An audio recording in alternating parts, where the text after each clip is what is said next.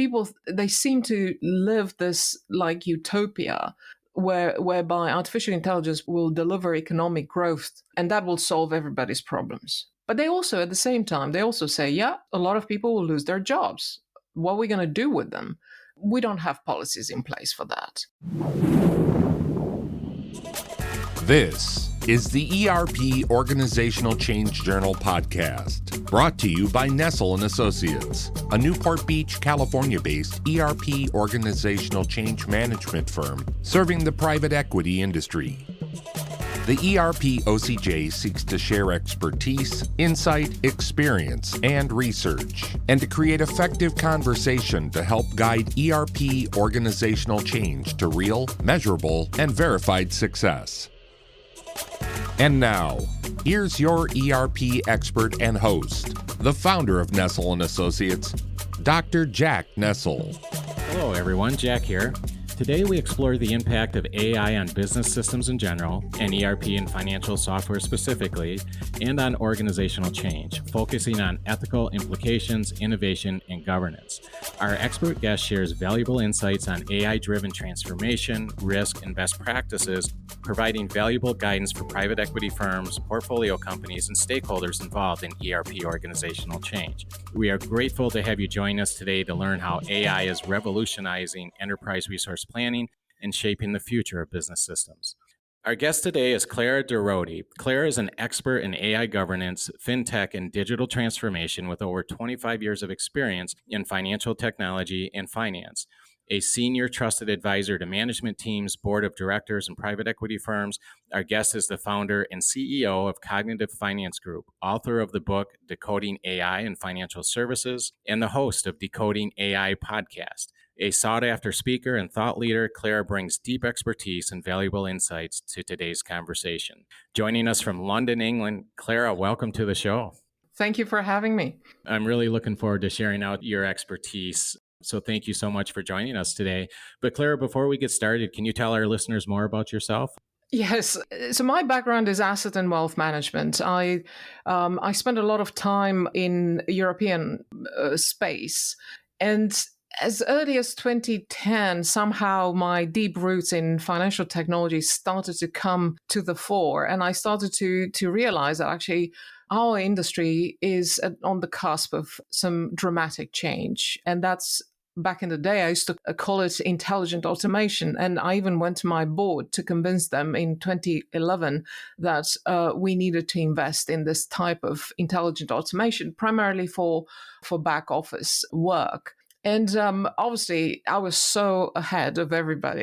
It's just like, it was ridiculous. No one would even consider this kind of conversation. I remember I even said, this technology is called artificial intelligence. And I was just like, everybody looked at me as if I had like 200 hands and 1,000 eyes. So I went back to my box, did what I was supposed to do in terms of signing off different software, which at the time were the norm in our industry. And then in 2014, I decided I'm going to go for it. And so I resigned. I took up Python courses. I learned how to code. And I was very keen to do a PhD. And again, the story of my life, I went to leading universities in the UK, and I said, I want to do a PhD at the intersection of artificial intelligence, neuroscience, and AI. And they all said, no. What's that? It's too complicated. We don't know what you want from us. No one has ever asked us this. And at that point, I said, fine, the PhD is not meant to happen. And I founded Cognitive Finance Group, which is a data science and AI research company specialized in the business and governance of AI in financial services. So that's the story, and everything else, it's history. I published the first book on AI for non-technology leaders. And started speaking around the globe, spreading the word about how this technology actually will change everything in our space. Well, thank you, Clara, for that. I appreciate it. And I'm really honored to have this conversation with you and share your expert knowledge in this field of AI. I know you have a tremendous wealth of knowledge and experience and expertise in this area. So thank you so much for that. And it's certainly an area of extreme interest for all of us at Nestell and Associates, as we do recognize, as you just alluded to, we certainly recognize the profound impact AI will have on ERP systems and organizational change in business systems. So we really appreciate the opportunity to learn from you today and to share your expertise and insight with our listeners. Well, it's my pleasure. Thank you again. Thank you for having me. It's going to be a fun conversation to have. Absolutely. Listeners, all of us here at the ERP OCJ hope you find this podcast useful as we share lessons learned, discover best practices, and explore the human element components of ERP organizational change. Please stay with us till the end. Clara will give us her actionable golden nugget of advice based on today's conversation, and I will recap today's key discoveries with Clara and offer my suggestions on how to implement what we've learned. Our conversations here on the ERP OCJ are built around the listen and learn approach, but it's when you apply what you've learned that you begin to move the needle forward. So let's dive in. Okay, Clara. So I have 3 segments that I'd like to ask you 2 or 3 questions on each one in today's conversations. But the first one is really in regards to the ethical implications of AI and ERP and business systems. And that is, what are some of the ethical considerations that organizations should keep in mind when implementing AI in their business systems? And, certainly there's AI that does exist in ERP systems currently, but we're not even we're just getting started here. But what would you say are some of the ethical considerations that organizations should consider? I think I'm not going to reinvent the wheel, but it suffice to say that there are different ethical AI principles produced by different organizations. There are multiple, just like the AI researchers can't agree on a definition of AI. Pretty much the AI ethics community can't agree on what is absolutely essential to define ethics. But from a business standpoint, because to me this is what actually it moves the needle and it's relevant, is how do you take this ethical principles and actually apply them in real life companies, to real life people, to dealing with real life problems. So I think one of the core principle one needs to bear in mind is this particular question: how is this piece of tech going to impact my customers? Am I fair? Is it going to produce an outcome that will look after my customers or will manipulate my customers? How can I fix it now? If I'm aware of it at the procurement, if I'm buying the software from somebody else at the procurement point, can I ensure that this system can be fixed as we go along, or do I need to retire it in order to have it replaced with a better, improved version?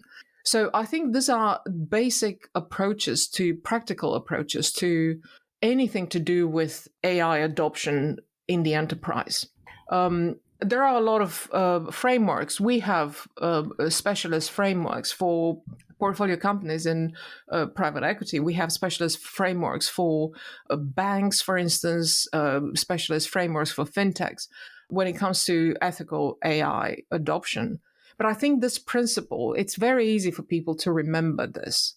At a point of either production or procurement, one needs to ask these questions, how am I making sure that this piece of tech I'm bringing into my business system, my business processes, how is it going to impact everything else I'm going to do? Is it fair?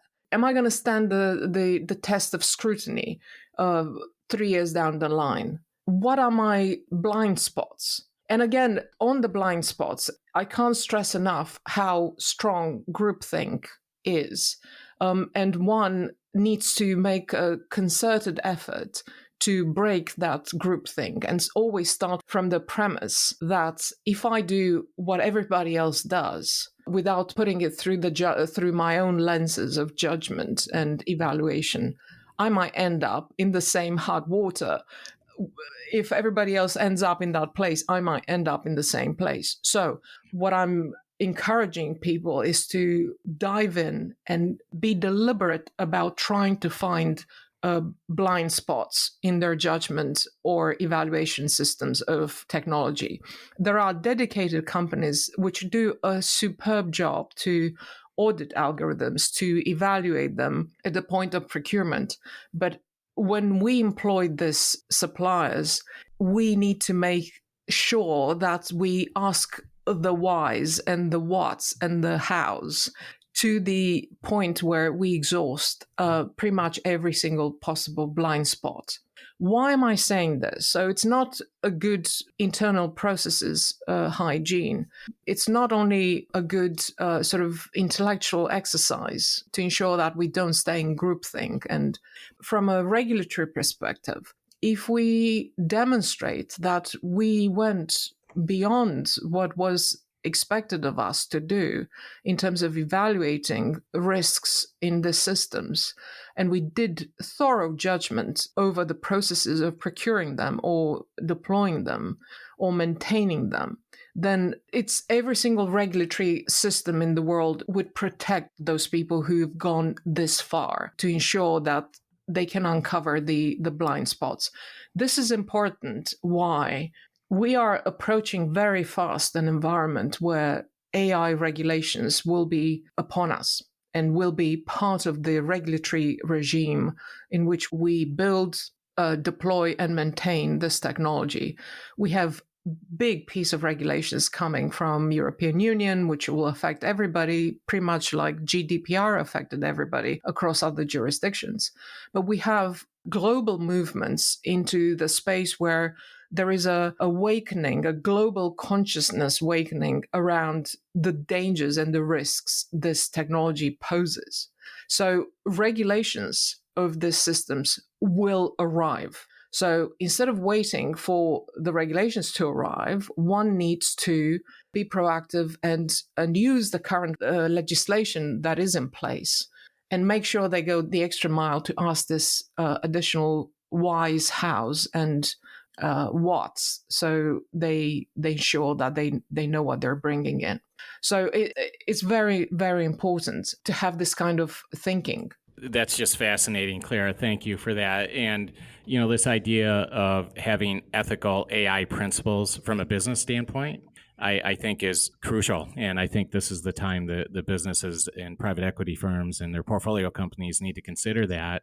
And you talked about, how is this piece of tech, AI, going to impact my customers? Is it fair and honest to your customers as being a critical principle of ethical AI? You've discussed your specialized frameworks for AI adoption. And I think what you're saying is at the core of these frameworks, there has to be this idea of, and just asking the question of, how does AI impact the test of scrutiny and being deliberate about groupthink and blind spots? And especially from a regulatory perspective, it's not just a checklist, right? It's not just something you do so you can, say, hey, we went through that exercise. It requires true deliberation and really in a world of wild west of AI with upcoming AI regulations. And I think what you're sharing with our listeners is just this idea of creating these AI principles, being very deliberate, establishing your frameworks, and really treating it as a pretty critical aspect of business. Was that a fair summary? Yeah. Absolutely. It's exactly my thoughts. And what is important to remember is that I think there are two pieces of directions to remember. Obviously, this ethical principles and frameworks there's never a sort of a set in stone framework. Mm-hmm. You can't go and outsource it and say, I've done my job, that's it, because I went to this supplier of algorithmic auditing and they said use this and we did that and we're good.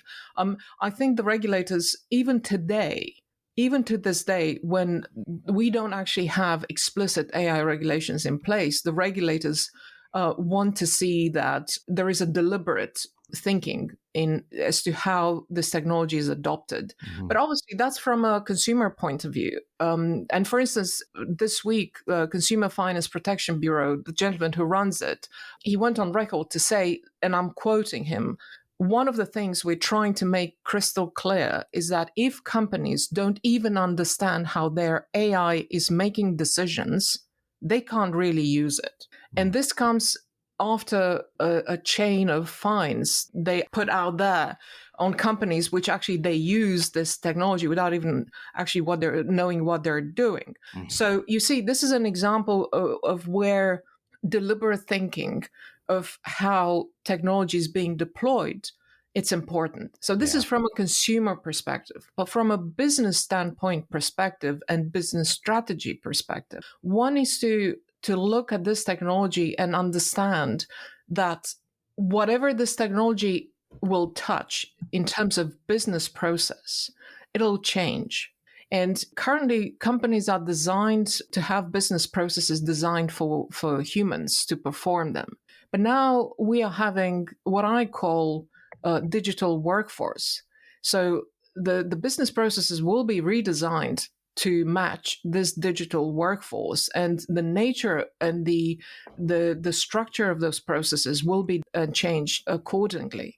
And that's a different world. That's a different type of process. Yeah. And ultimately, at the end of the entire journey, if you look at every single business process in an organization being changed to match the digital workforce doing it, at the end of it, you will find a completely new business model, a completely new operational model, profitability model, and ultimately a different business strategy. So it's, again, critical thinking, intellectual curiosity. These are skills which we have to have them embedded alongside with everything else we do in terms of day-to-day business, because at the end of the day, that is the success of a digital transformation. Yeah, absolutely. So, Clara, when we talk about this process of understanding AI principles within your organization and utilizing and I guess establishing a framework for AI adoption and then being deliberate about that, whether it's a business or a consumer perspective, then how can companies ensure that they're using AI ethically in their ERP and organizational change processes or business systems in general? So we've established the framework, we're deliberate about it, we have this process, but what's kind of that proof in the pudding or metrics, or is there such a thing at this point where we can say, hey, yeah, we can rest in confidence that we have the right principles, we have the right framework, and we're executing against those in the proper way? I'm going to share with you what I say to my clients, because I do get this question quite a lot, and I think there is only one big question to answer, and that's going to give you the answer to all of your subsequent questions pertaining to your specific business model. What the question is, would I like my family to be subjected to this piece of tech? That's the big question. Mm-hmm. And if the answer is yes, that's pretty much one of the big hurdles overcome. So if you can comfortably and honestly answer the question, yes, I'm very happy with my family being subjected to this kind of surveillance or this kind of background checking or this kind of alternative data collection or this testing or this product recommendation or credit decisioning systems. Yeah, if the answer is yes, then that's a big hurdle out of the way. Yeah, absolutely.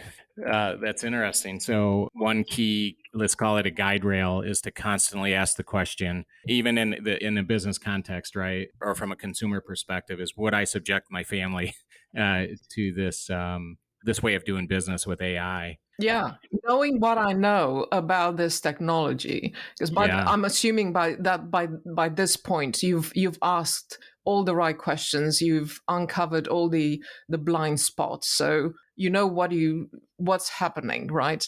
So I start from that premise. So the question is like, knowing what I know now, would I like my family to be subjected to this technology as a product? And obviously, I think this is a key question, not only from the consumer perspective, but also it puts the onus on you as a decision maker.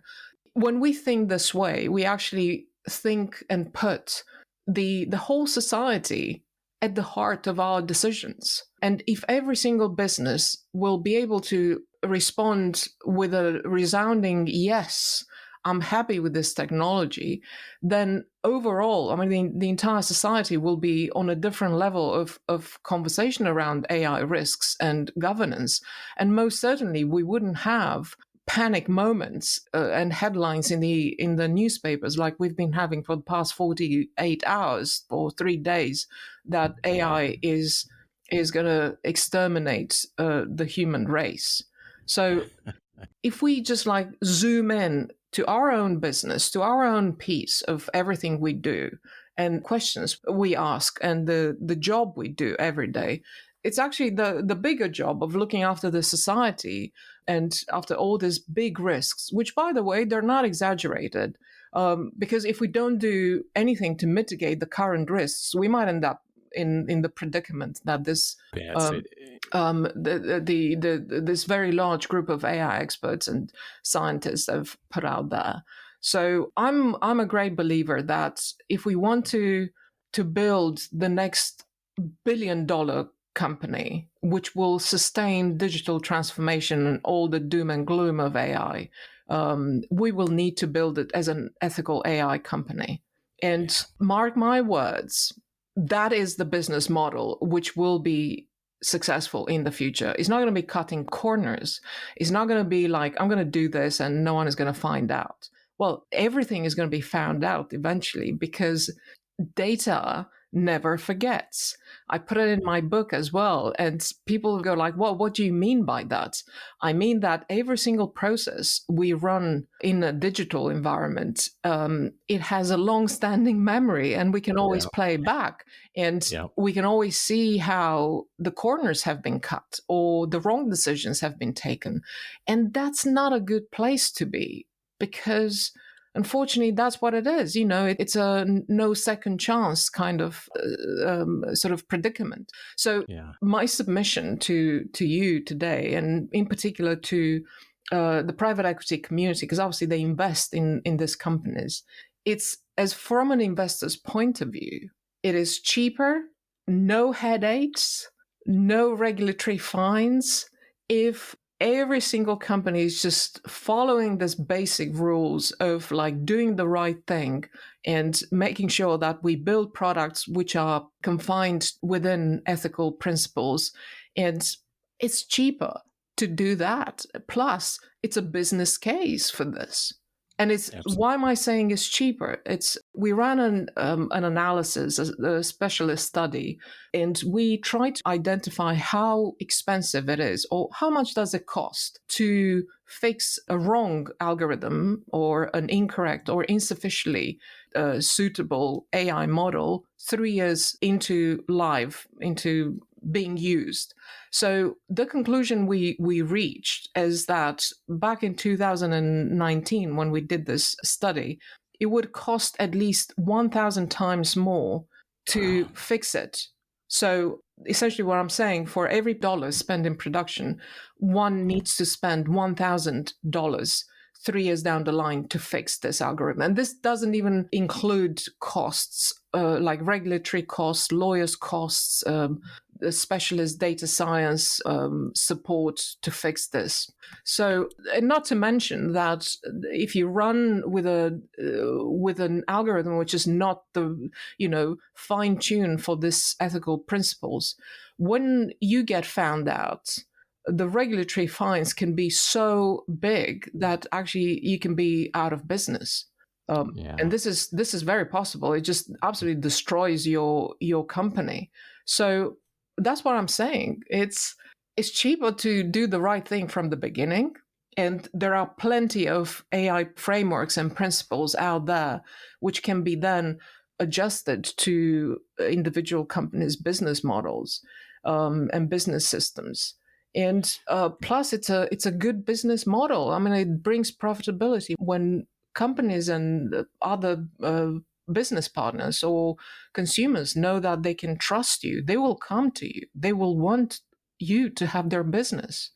Because in the age of AI, the value of trust has become so important. And I even have the slides and a photograph of one of my early public speaking keynotes, which I did in 2017 in Toronto, Canada, at the invitation of Cybos, which is a very important conference in the banking sphere. And that's what I said. We are entering in a space where trust will make it or break it, and you can't walk it back. because you Yeah. have the records. So ethical principles, go for it. It's going to keep you out of trouble, keep your costs down, and build trust with consumers. What is not to Yeah. like about that? Wow, that's great insight. And 1,000 times more to fix issues. I mean, that's substantial. And I think part of the concern is, right, is that there's this idea, the economics of it and being first to the market are, I think, major factors here, right? You've got these AI companies that want to be the first to the market with various innovations in terms of AI. And there's a lot of controversy and discussions around, open AI, just get it out get it out in the world versus a little more controlled framework around AI. And, obviously Elon Musk was calling for a 6-month hiatus just to put the whole AI world on pause. So we can take that step back and just really talk about these ideas that you're sharing today with our listeners. But, it is, when you think about it, there's the economic piece, there's the time, money, and effort, right? The organizational capital to prevent issues from happening in the first place, flaws in algorithms and so forth.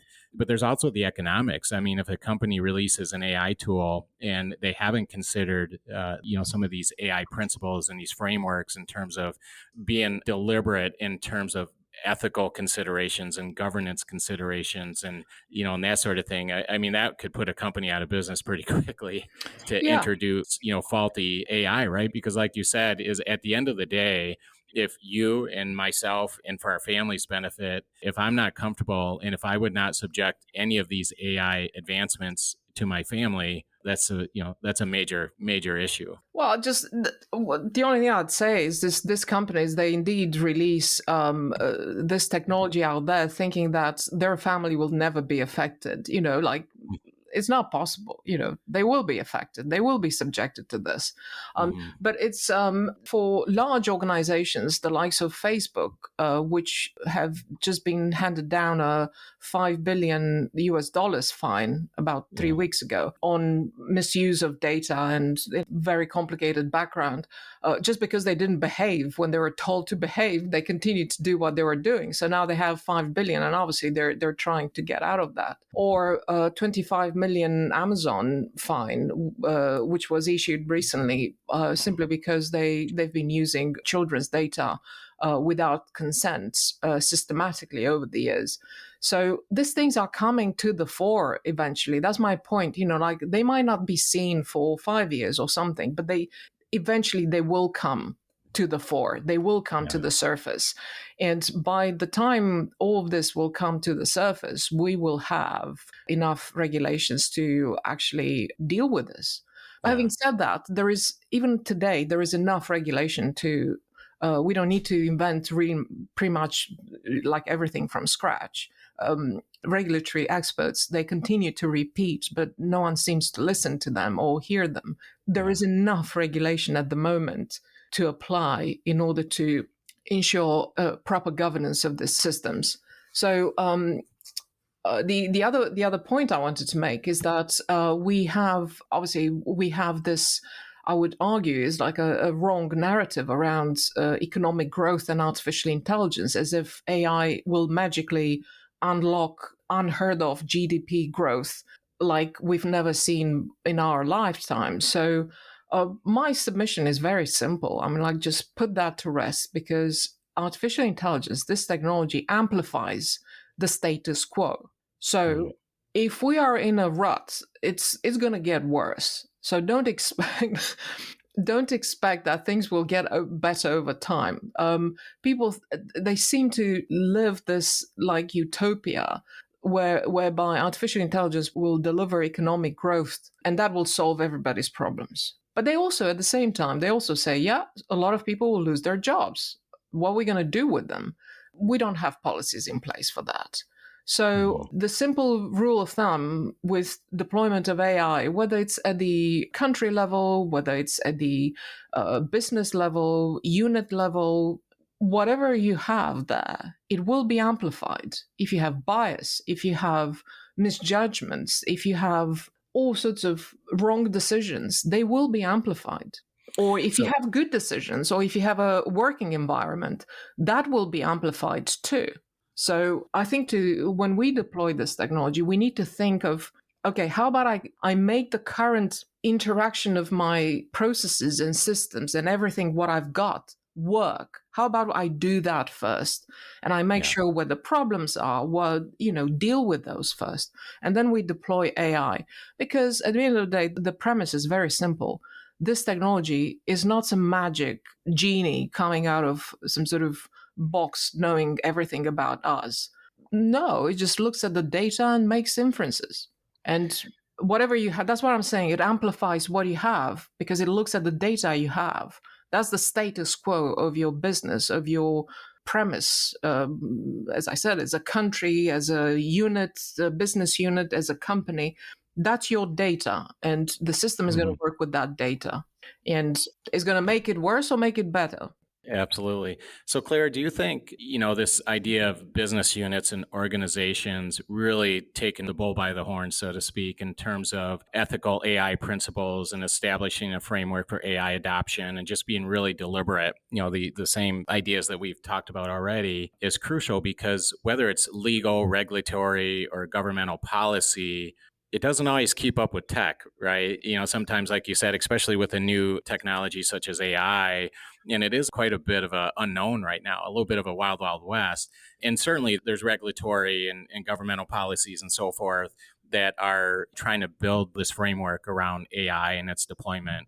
But do you agree, or do you think rather that it is going to be a bit of a challenge where, because sometimes, let's say, legal or regulatory compliance isn't established until after there's been issues, right? When those issues are discovered, like you mentioned before, maybe it's an algorithm that's something just that you discover 3 years down the road. So that the legal, regulatory, and governmental policy could lag behind the actual deployment of the AI technology. Does that So, question make sense? Yeah. yes. So what I would say about this is that from a business standpoint, you need to think what your strategy is, and technology follows strategy.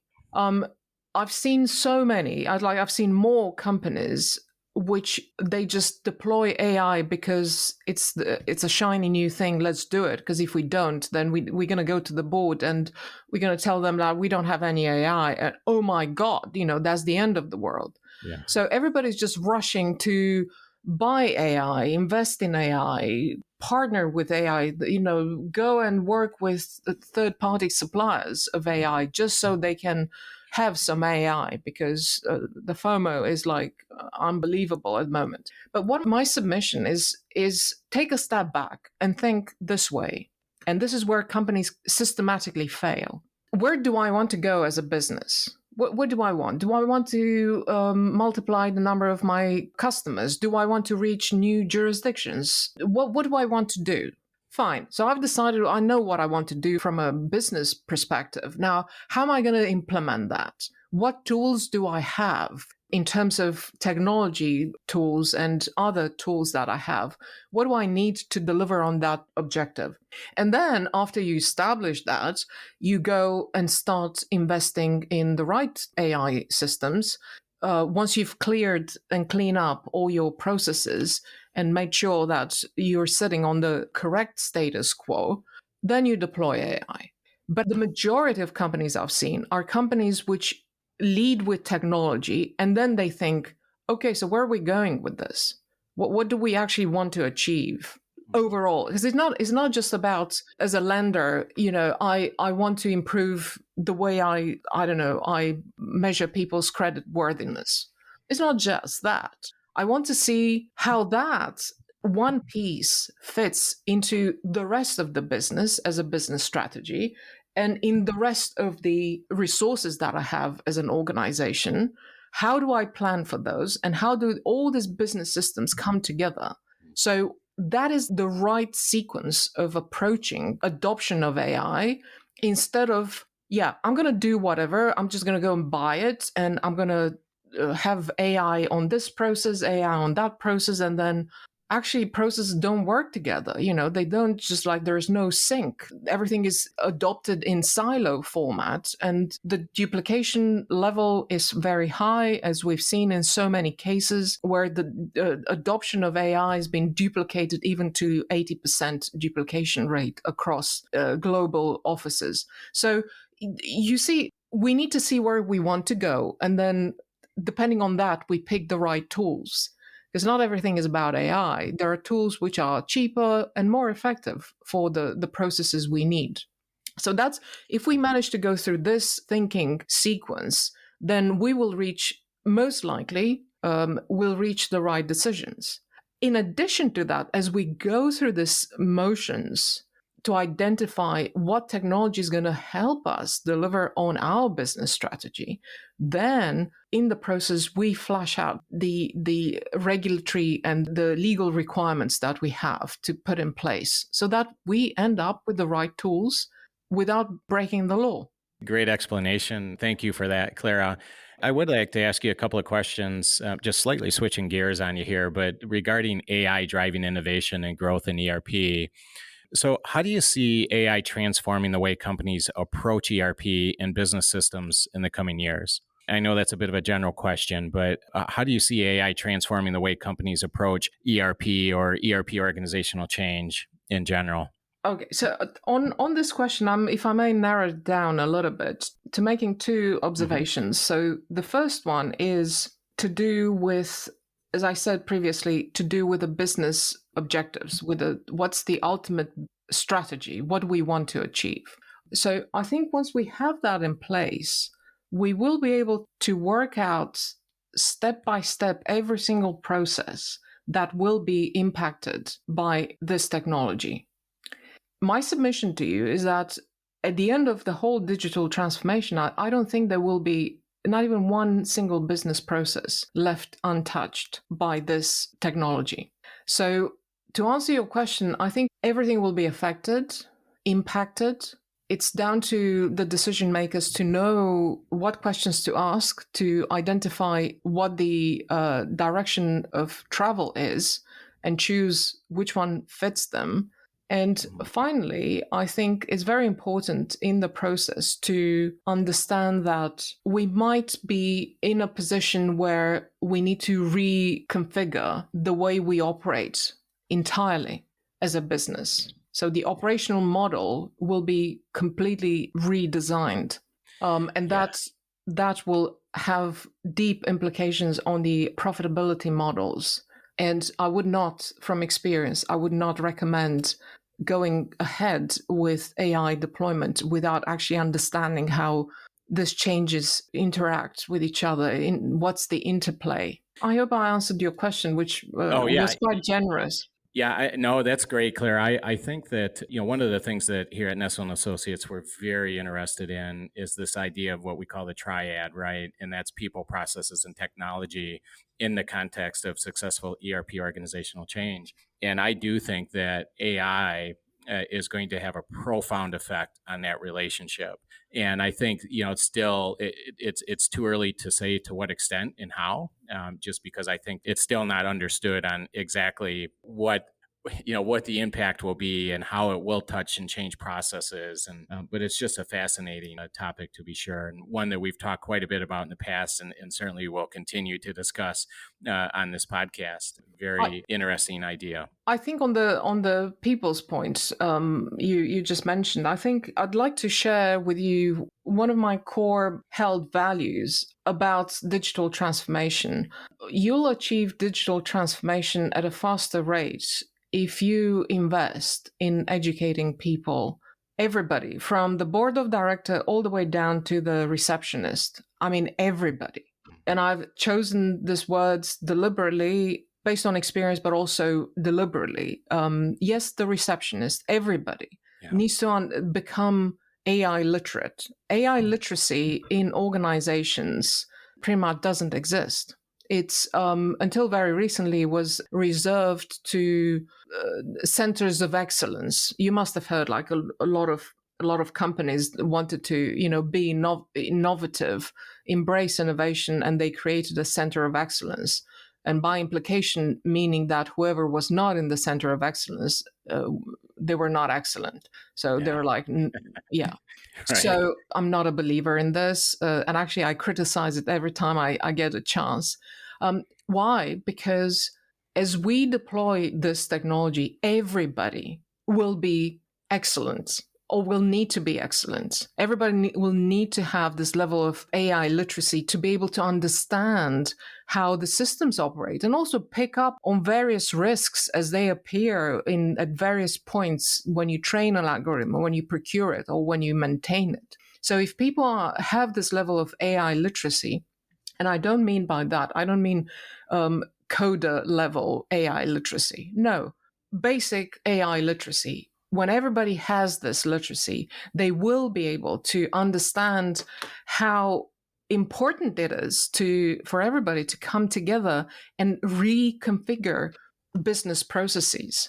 Find out where the risks are in places where you might not even think that risks might appear. So you build a very strong workforce when you educate everybody and everybody becomes AI literate. So I'm a great believer that we need that.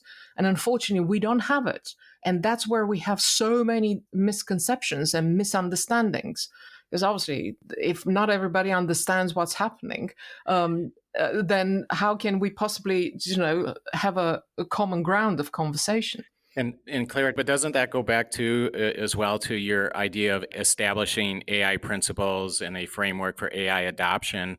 Is that's the sort of thing that needs to be baked into your AI adoption plan, right? Is this Absolutely. idea? But don't get me wrong. I'm like, I had people who would come to me and say, like, what do you mean train the receptionist? I mean, they don't need to be trained. And I said, well, you'd be surprised, actually. Yeah. You might find out that your receptionist is this 21-year-old, just came out of university, or maybe didn't even go to university, but actually they love data. And if you just give them the chance to work and get a little bit of training in AI basic, they might become your next member of your data science team. And I've seen, by the way, I'm not speaking from creating stuff. It's actually, I know a case when a receptionist went from being a receptionist to actually becoming a very influential member of their data science team.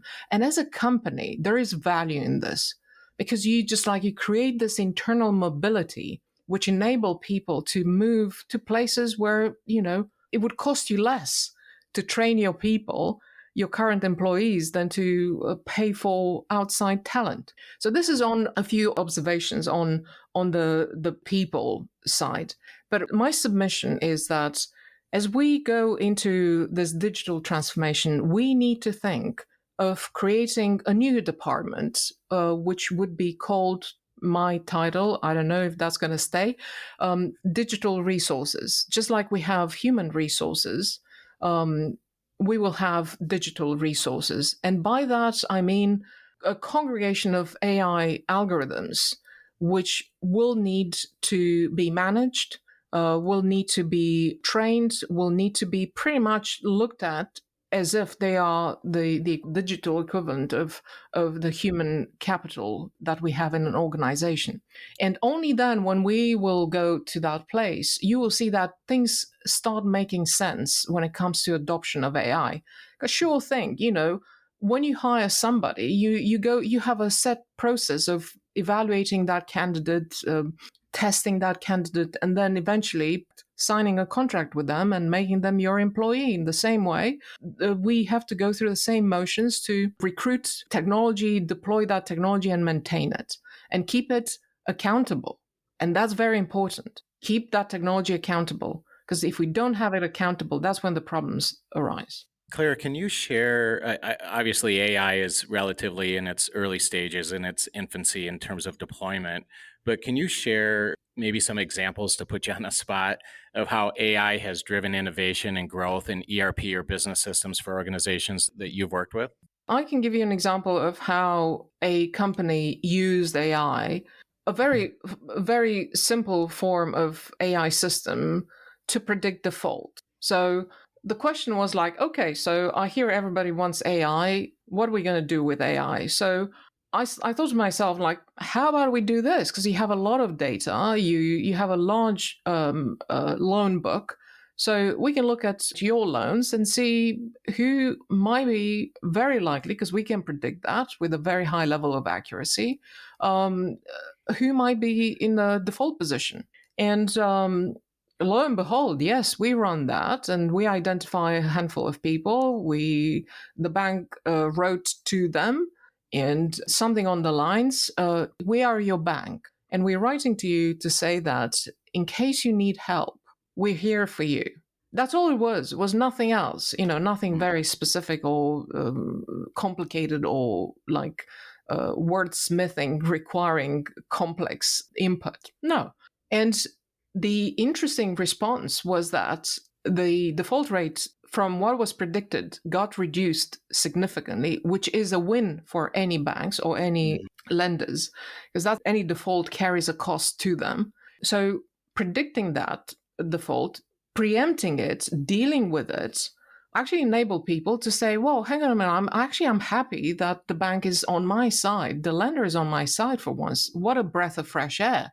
And actually, long term, those customers who received that letter stayed on with the bank, and some of them ended up, being very successful in their career and, moving some of their funds to other departments of that bank and actually staying and, cross-selling, staying with the same supplier, with the same vendor, but just buying other services from them. So this is an example of how you can innovate, but actually looking after your customers and building that trust, which I mentioned to you earlier. That trust is, we can build it or we can destroy it. Just one line of code, we can achieve that. So this is an example of how we can innovate and actually make a difference, build new business and build business that stays with us, customers that trust us, and they want to entrust more business to us over time. Clara, well, I would like to ask you a couple of questions and maybe just dig a little bit deeper in terms of AI risk and governance and even geosecurity and ERP systems. And so what are the major risks and challenges organizations face or could face when implementing AI in their ERP systems specifically, and how could they mitigate those? Well, from a security standpoint and geosecurity standpoint, I think there are two big group of considerations. One is to do with obviously cybersecurity, and if you speak to any cyber experts, they would tell you that the current architecture that we have built for the past few decades is actually not fit for purpose, and we have quite a significant risk on our hands. So that would be the cybersecurity predicament of the current architecture, which companies need to pay very, very close attention to. Another layer of the same consideration, cybersecurity consideration, rests with the redefinition of cyber attacks since the launch of more advanced forms of large language models, which carry the possibility of finding their own way to break encryption on their own and break code and make sure that they achieve the optimization of their target. If the target is set to break the security of, say, a bank or a large institution or even a small institution. So this is the first group of consideration to look at. So this is the cybersecurity. The second big consideration is what I call the prerequisites for AI. And under this group, we have things like data. Where do we get it? How do we maintain it? How do we clean it? What kind of data do we keep on? Some data is not wise to keep it on, primarily biometric data, for instance, that would be an example. So it's to do with your data strategy as an organization. And you need to have some very sound thinking behind designing your data strategy. So we are under the same sort of group of prerequisites for AI. The second point under this group is to do with internet cables, communication cables. It's something which we never think about it.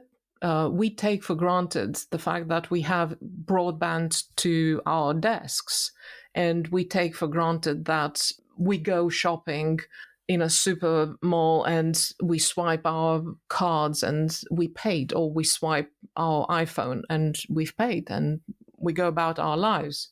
What we don't think about, or we don't even consider because we take everything for granted, this level of connectivity, is the safety of internet cables, which they connect continents and they run from different points, land points, to different other points. So when these are severed, when they are attacked, when they are damaged, then we lose connectivity. So we can no longer have this call online. We can no longer have that Zoom call. We can no longer, as I said, record this podcast or go to a shopping mall and swipe that iPhone. Because without internet cables, all of the entire predicament of AI just stops.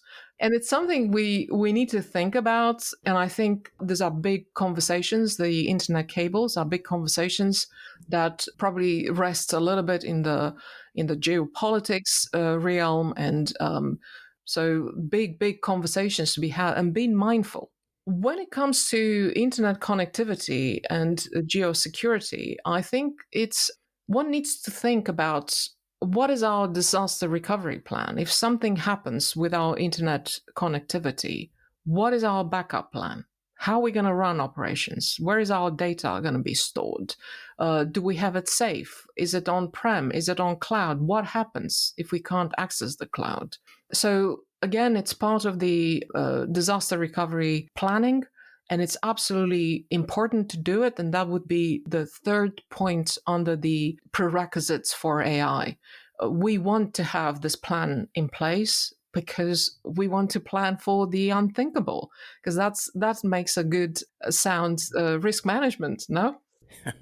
Absolutely. Well, thanks for that. And, I would certainly say that in terms of your data strategy and this idea of redefining cyber attacks and redefining what security looks like or will look like or needs to look like, and really considering DR, as you had mentioned, disaster recovery, compliance, auditability, privacy, security, all of that's going to be amplified. And, of course, it's going to be a cat and mouse game again, like it always has been in terms of, cybersecurity, right? But I think the whole game is just going to be amplified.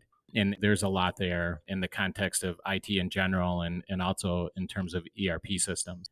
So great insight there. All right. Well, Clara, it's been a fun conversation here. And before I let you go, I do want to ask you one more question. And it's probably my favorite question. And that is, what is your golden nugget of advice for our listeners based on today's conversation? How would you distill today's conversation and the message that you would like to leave with our listeners down to just, down to a paragraph? What would you offer up? I think I'm going to just reiterate what I mentioned earlier, because it's true. To me, it's that one golden nugget. It's the North Star. It's the crux of the entire conversation around AI. And that goes like this. If I know what I know now about this technology, do I want my family subjected to it? So I think that's the most valuable marker one can use to be able to recalibrate them and make decisions around procurement, deployment, maintaining the systems, creating them.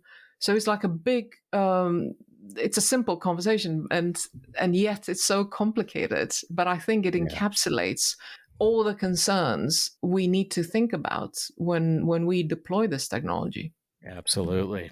Well, thank you for that. And so as we wrap up today's episode, let's quickly recap the key discoveries that we've made. And so we've looked at the ethical implications of AI and ERP systems. We explored how AI can drive innovation and growth, and we discussed the importance of AI governance and risk management.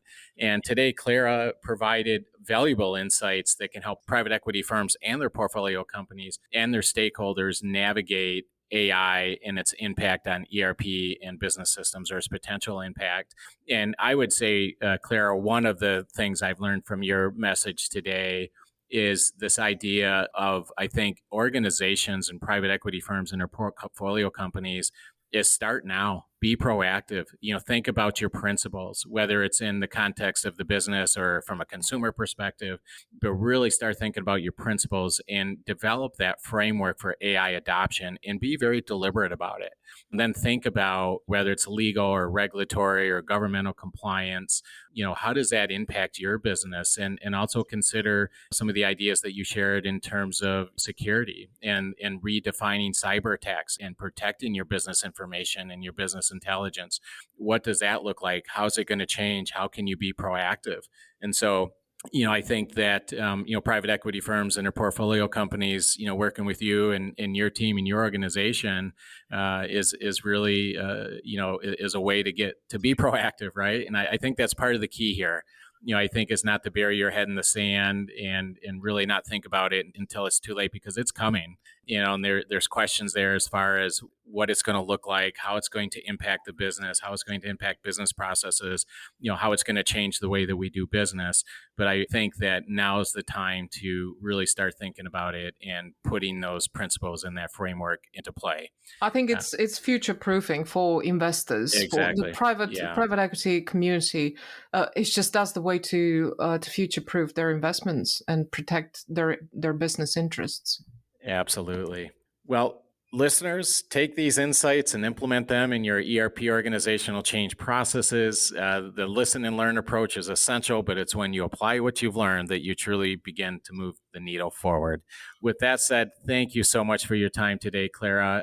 I really appreciate it. I appreciate your dedication to your trade and to your practice. And but before we go, can you share with our listeners how can they get in touch with you? I think the easiest way is LinkedIn, Clara Durodie, my name, or my website, clara-durodie.com.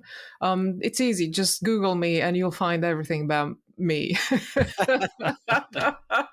Well, super. And we will absolutely be sure to share out that information in our show notes as well. All right, Clara. Well, thank you again. I really appreciate it. Be well, and we'll talk soon. Thank you very much for having me. You bet. Thank you. Thank you for joining us for today's episode of the ERP OCJ podcast.